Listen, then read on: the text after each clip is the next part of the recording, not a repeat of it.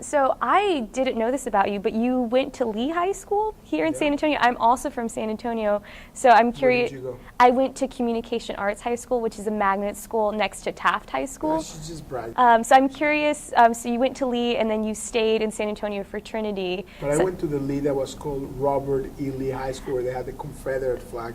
Now they've put that under their organized learning enhancement of education or some sort of like funny name. But when my brother and I were there, it was because I think now it's also a magnet school, but back then it was like a lot of gangs.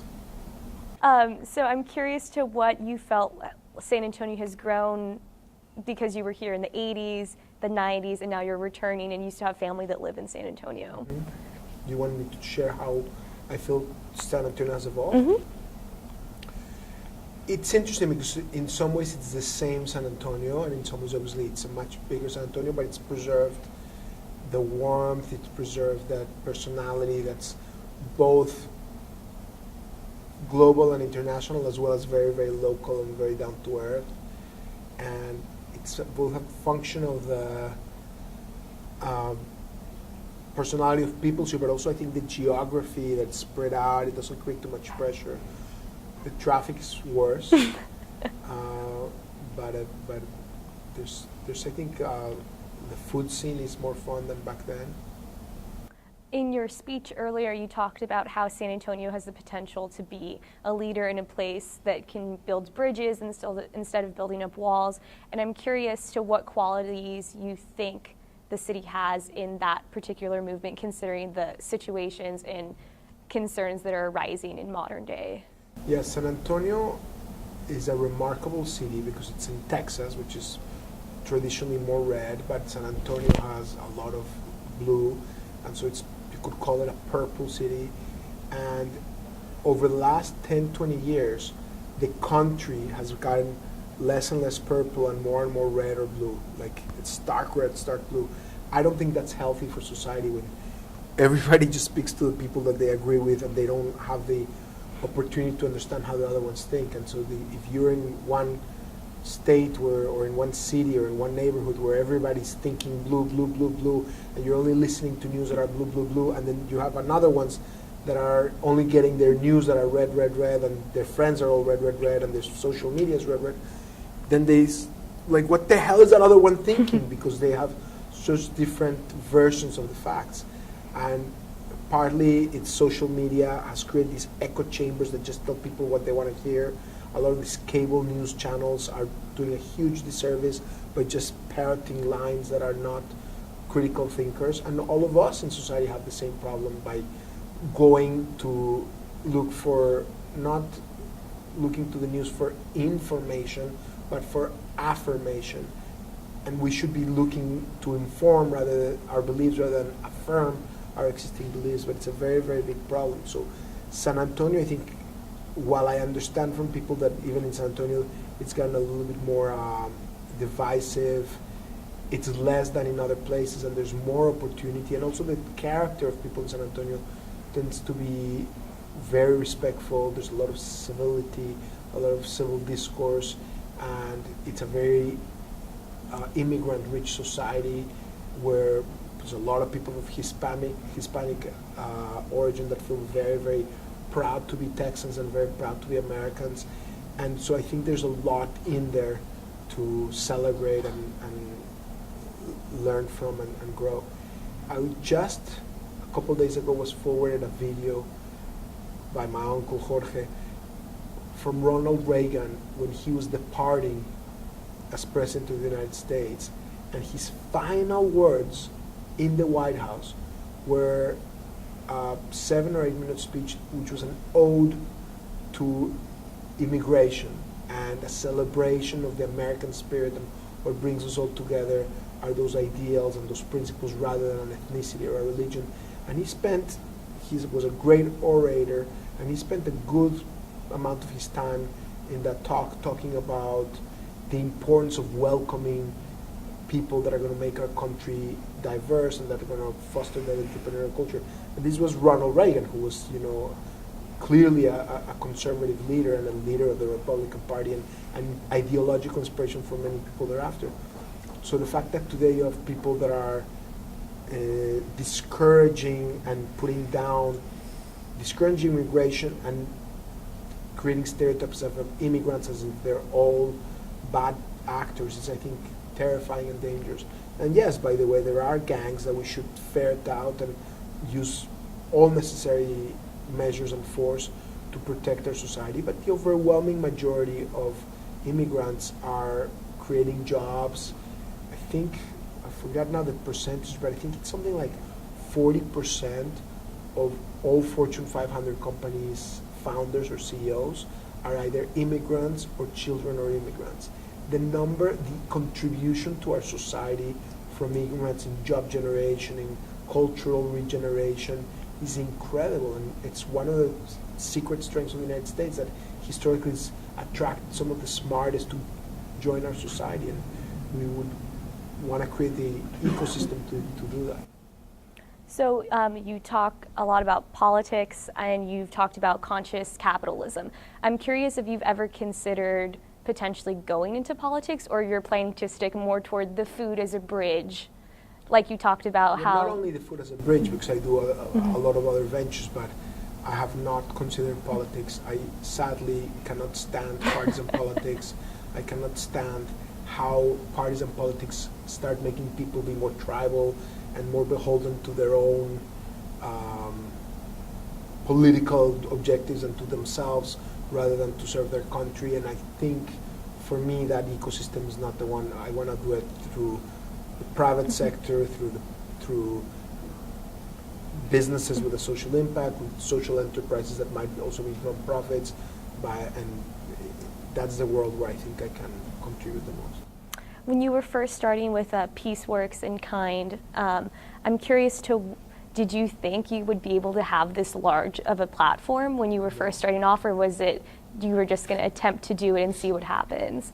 When I started Peaceworks, my goal was to survive.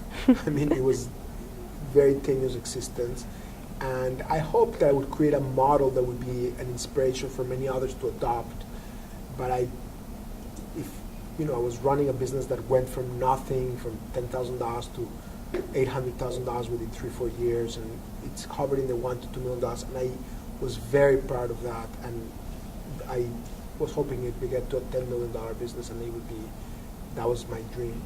And at Kind, similarly, I thought I had something very cool that would provide people nutritional options that would help everyday people have better choices that are delicious but also healthful, to displace empty calories, while also fostering kindness and inspiring people and do something fun. And I also thought it'd be wonderful if it did something much more modest than what it's become. No, I didn't have that vision. It's a lot of luck. I think a lot of people have this false adoration of entrepreneurs as if they, like the people that have built multi-billion-dollar companies, as if they're so special. And the truth is that, yeah, there's an element of having foresight, but there's so much into it that's luck. Mm-hmm. And if anybody doesn't believe that, then how many examples do we know of serial entrepreneurs that, starting from scratch, have built more than one multi-billion-dollar business? I can't think of any. Maybe Steve Jobs. And other than that, the most successful people in the world, they had one huge success, and then they might be able to leverage that success and build on that platform. But starting from scratch, from total scratch, and getting a hit more than once is very, very rare. So we should be humble and recognize there's a big element of being there at the right time. And yeah, making the right decisions, and you have to see ahead of what other people see ahead and work harder and make better decisions. But it's the index of difference between the Daniel that was working at Peaceworks and the Daniel that's working at Kind. Yes, I'm a much more knowledgeable entrepreneur at Kind than I was at Peaceworks. I learned from those mistakes, but it's from here to here. But the differential success is like this, and that extra piece, I think, is luck. I'm curious, you graciously told us the story about when you were in your apartment in New York and everything was leaking and everything was smelling in your apartment and you just like sat there and cried. I almost made my mom cry. Aww. I shared that I cried when, like I said it with a lot of fun because now in my In book, hindsight, yeah. in Do the Kind Thing in the book, I talk about that. I start the book by sharing those big mistakes that resulted in some really, really dumb decisions. And for me, it's fun to reflect. But there were moments when I was literally extraordinarily scared and sad because things were not going my way. And there were moments when I cried and when I felt really scared that I was messing things up. That's so relatable because I think as a senior and a lot of upperclassmen who will watch this, we will probably experience similar things, perhaps not to that scale, but we're going to go through a lot of hard times, especially right after graduate school. So I'm curious to what any last parting words you can give to the tenacity that you had to continue with your endeavor. Well, I just say that if you're afraid of making mistakes, you might not do things that you might be very destined to do. And rather than, you don't want to make the mistakes, you want to avoid the mistakes, but you should be okay with taking risks because that's how you're going to have the likelihood of real impact. But the most important thing, I actually gave a commencement speech at Trinity in 2011, and I encourage all the students to listen to it because it talks about the importance of understanding what gives you meaning and then pursuing something that really, really you're passionate about. And to do that, the first thing you need to do is understand yourself. And in today's day and age with your iPhone and your smartphone and you're learning and you're running, and we don't take time to be introspective and to talk with ourselves and to really reflect. And if you listen to the talk in the Trinity University commencement speech 2011, enter my name, Daniel Lubetsky, on Google, and you'll find it. The message, which is even more resonant, I think, today than back then, is that it's really important to stop and take time to talk with yourself and to reflect about what you're passionate about and find things you're passionate about. Because if you find something you really care about and you pursue it, you're going to have so much more fulfillment in doing the best you can at that than if you end up doing something that you pushed around to do, even if you have success but you don't enjoy doing it. Cool. And my last question, because I have a Kind bar with me, is what's your favorite flavor of the Kind bar? Do you have a personal favorite? I know they're all delicious. You are clearly not a married woman with children because you can't choose among your children. So I love all of our Kind products, and it depends on the moment. Sometimes this child is like misbehaving, so I go for the other child. But I love, sometimes I feel like that dark chocolate nut and sea salt, which is the best-selling product in the category, which has that right sweet and savory but delicious little sprinkle of salt, but the delicious dark chocolate feel and the whole nuts is really a nice experience. Sometimes I like pomegranate, blueberry, pistachio, or raspberry cashew, which I just want the fruits and the nuts, and it's a really nice experience. Sometimes I want something a little bit more fun and indulgent and a different texture. We have these new nut butter filled bars that are amazing, and they're the ones that people can't find in the office because people hold them and take them. I like the Kind breakfast peanut butter dark chocolate one that's just so delicious. You've tried that? That's my favorite. It's really good. I sometimes like dark chocolate banana press bar, whole fruit bar, which is just really, really good. So I can keep going. But I was like, you have several favorites, I can tell. Dozens.